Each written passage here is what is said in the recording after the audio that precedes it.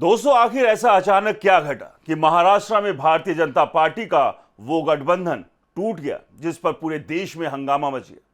सवाल उठने लगे कि बीजेपी के भीतर ही बगावत जैसी स्थिति क्यों बन गई। आखिर बीजेपी के सहयोगी चंद्रबाबू नायडू ने किस तरह आईना दिखाया और दूसरी ओर राहुल गांधी ने किन किन नेताओं को पार्टी से बाहर का रास्ता दिखा दिया। आज हम आपको पूरी कहानी विस्तार से बताएंगे। दोस्तों, महाराष्ट्र की राजनीति में चल रही उथल पुथल ने देश की राजनीति को हिलाकर रख दिया है। यहां ऐसी पार्टियां एक दूसरे के साथ आकर खड़ी हुई है जिनकी विचारधाराएं एक दूसरे की धुर विरोधी मानी जाती रही है। क्या कोई सोच सकता है असदुद्दीन ओवैसी की पार्टी और बीजेपी एक ही मंच पर आ सकती है?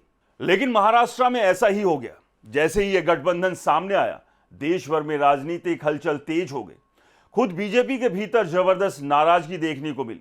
हालत ऐसे बने कि बीजेपी को बैकफुट पर जाना पड़ा और महाराष्ट्र इकाई के इस फैसले को वापस लेने पर मजबूर होना पड़ा। साफ है कि राजनीति की दिशा कहीं और भी मुड़ती नजर आ रही है।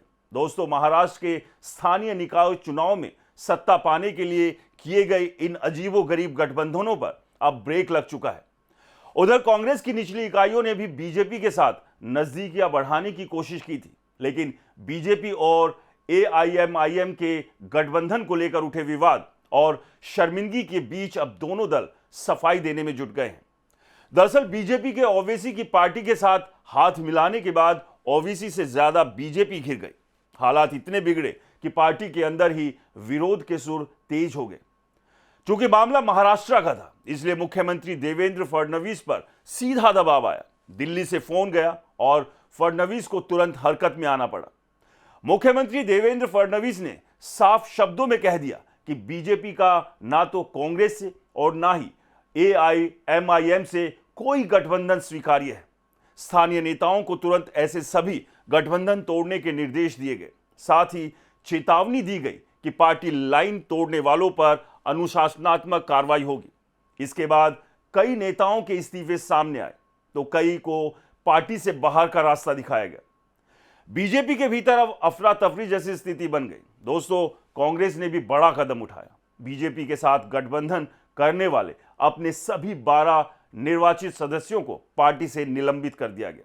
यह पूरा मामला अंबरनाथ और अकोट नगर परिषद में हुए पोस्ट पोल गठबंधनों के बाद सामने आया, जहां बीजेपी ने अपने पुराने विरोधियों के साथ मिलकर सत्ता हथियाने की कोशिश की थी, लेकिन हाईकमान ने इस पर सख्ती से रोक लगा दी। असल में दोस्तों, सत्ता की लालसा में नीति और सिद्धांतों को ताक पर रखकर सिर्फ राजनीतिक लाभ के लिए गठबंधन किए गए। इसी बीच खबरें आई कि बीजेपी की सहयोगी पार्टी टीडीपी के मुखिया चंद्रबाबू नायडू ने भी इस पूरे घटनाक्रम पर सवाल उठाए। नायडू ने इशारों में ही बीजेपी को बता दिया कि ऐसे गठबंधनों का असर सहयोगी दलों पर भी पड़ेगा। लोग अब ये कहने लगे हैं कि जो पार्टी कांग्रेस मुक्त भारत और हिंदुत्व की राजनीति की बात करती है, वो सत्ता के लिए किसी भी हद तक जा सकती है। शिवसेना यूबीटी के नेता प्रियंका चतुर्वेदी ने तंज कसते हुए कहा कि अगली बार जब कोई राजनीतिक दल नैतिकता की बड़ी बड़ी बातें करे तो चुप रहना ही बेहतर होगा। दोस्तों, अकोला की अकोट नगर पालिका में भी बीजेपी ने सत्ता पाने के लिए एआईएमआईएम से हाथ मिला लिया। महाराष्ट्र की राजनीति बच्चों का खेल नहीं है, ये प्रो मैक्स लेवल का गेम है। घिरने के बाद देवेंद्र फडणवीस ने फिर दोहराया कि कांग्रेस और एआईएमआईएम से गठबंधन किसी हालत में मंजूर नहीं है। जांच होगी और दोषियों पर कार्रवाई तय। बताया जा रहा है कि फडणवीस की नाराजगी ठाणे जिले में शिंदे गुट और बीजेपी नेताओं के बीच चल रही सत्ता की खींचतान से भी जुड़ी हुई है। ठाणे के अंबरनाथ नगर की परिषद में एकनाथ शिंदे की शिवसेना सबसे बड़ी पार्टी बनकर उभरी थी। बावजूद इसके बीजेपी ने कांग्रेस और दूसरे दलों के साथ मिलकर अंबरनाथ विकास आघाड़ी बनाई और नगर अध्यक्ष पद जीत लिया। यह गठबंधन बिना पार्टी नेतृत्व की अनुमति के किया गया था। जैसे ही ये बात कांग्रेस हाईकमान तक पहुंची, तुरंत सख्त कदम उठाए गए। महाराष्ट्र प्रदेश कांग्रेस पार्टी के उपाध्यक्ष गणेश पाटिल ने अंबरनाथ ब्लॉक अध्यक्ष प्रदीप पाटिल को पत्र लिखकर निलंबन की जानकारी दी। साथ ही सभी 12 निर्वाचित पार्षदों को भी पार्टी से बाहर कर दिया गया। प्रदेश कांग्रेस अध्यक्ष हर्षवर्धन सबकाल ने साफ कहा कि बीजेपी और कांग्रेस का कोई गठबंधन नहीं हो सकता। रिपोर्ट मांगी गई और आगे और कड़ी कार्रवाई होगी। कांग्रेस ने यह संदेश दिया कि सत्ता के लिए सिद्धांतों से समझौता किसी कीमत पर बर्दाश्त नहीं किया जाएगा। दोस्तों, अकोला जिले की अकोट नगर परिषद में भी बीजेपी ने AIMIM समेत कई दलों के साथ मंच बनाकर सत्ता हासिल की। विपक्ष में सिर्फ कांग्रेस और वंचित बहुजन आघाड़ी रह गई।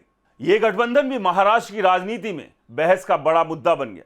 कुल मिलाकर दोस्तों, यह पूरा घटनाक्रम दिखाता है कि राजनीति में दोस्ती और दुश्मनी कितनी जल्दी बदल जाती है, लेकिन हाईकमान की लकीर पार करना भारी पड़ सकता है। जो बीजेपी हर मंच से कांग्रेस मुक्त भारत का नारा देती थी, उसी बीजेपी की स्थानीय इकाई ने ओवैसी और कांग्रेस के साथ हाथ मिलाकर सत्ता की मलाई खाने की कोशिश की।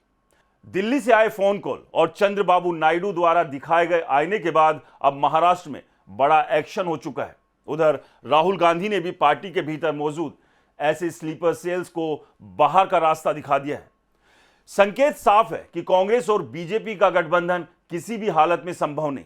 अब सवाल आपसे है, आप इस पूरे घटनाक्रम को कैसे देखते हैं? अपनी राय कमेंट बॉक्स में जरूर लिखें। नमस्कार।